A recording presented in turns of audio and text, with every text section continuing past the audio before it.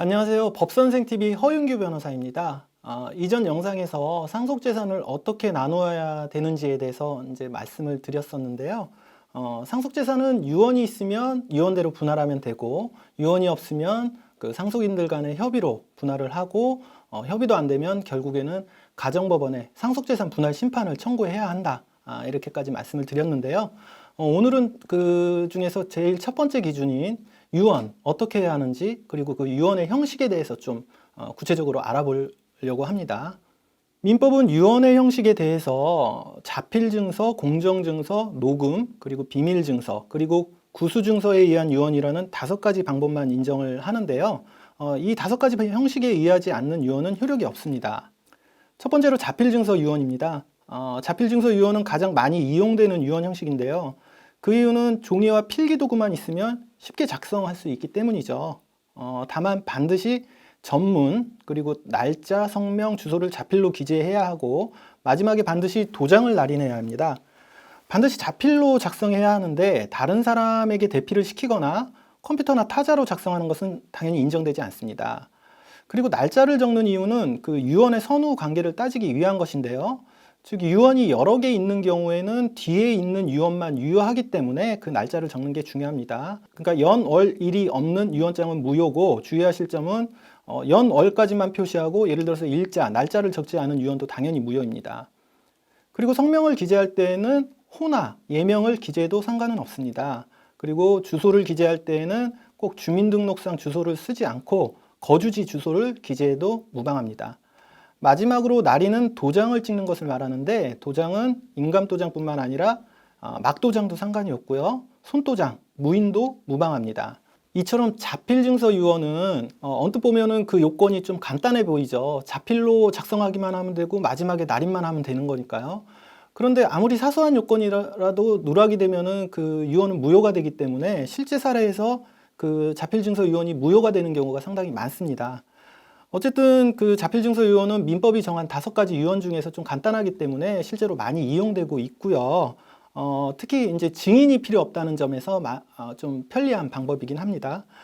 다만 그 작성 이후에 그 자필증서 유언을 이제 누가 보관하느냐, 그 아버님이 보관하실 수도 있고 자녀 중에 한 분이 보관하실 수도 있는데, 그 보관상의 문제점 때문에 좀 문제가 있고요. 또 위조가 될 수 있다는 부분, 글씨를 고친다거나 그런 문제가 좀 있을 수 있습니다. 따라서 그 자필증서 유언을 작성한 경우에는 가능하면 은행 금고 같은 곳에 보관하는 것을 좀 권해드리겠습니다. 두 번째로 많이 이용되는 형식은 유언 공증입니다. 변호사가 작성해주는 유언장이라고 보시면 되는데요. 유언자가 증인 2명 이상을 참여시키고 변호사 면전에서 유언 내용을 이야기하고, 그리고 변호사가 유언서를 작성하는 공증 방식입니다. 가장 안전하고 확실한 방식이라는 점에 이론은 없습니다.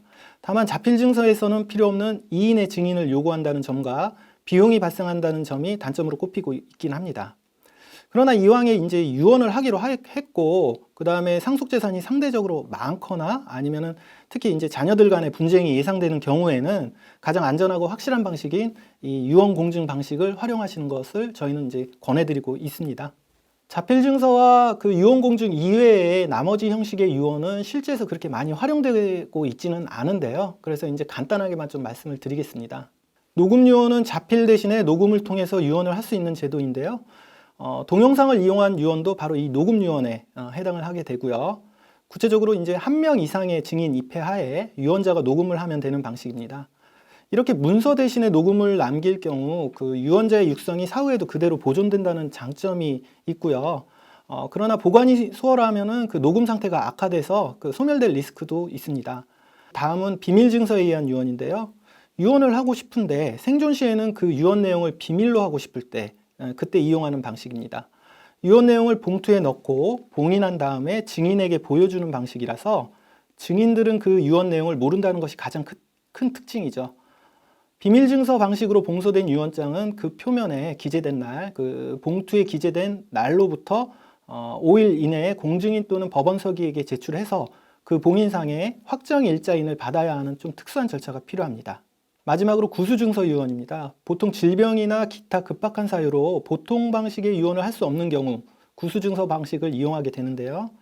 유언자가 2인 이상의 증인 참여하에 그중 1인에게 유언의 취지를 이야기하고 그 이야기를 들은 사람이 필기를 하고 다른 한 증인이 유언 내용의 정확함을 승인한 후에 각자 서명 또는 기명 날인하는 방식입니다. 이 방식은 다른 방식의 유언, 그 네 가지 방식에 의해서는 유언할 수 없는 특별한 경우에만 허용되는 그 방식이기 때문에 만약 그 다른 방식으로 유언이 가능함에도 불구하고 구수증서 유언을 했다면 이는 무효입니다.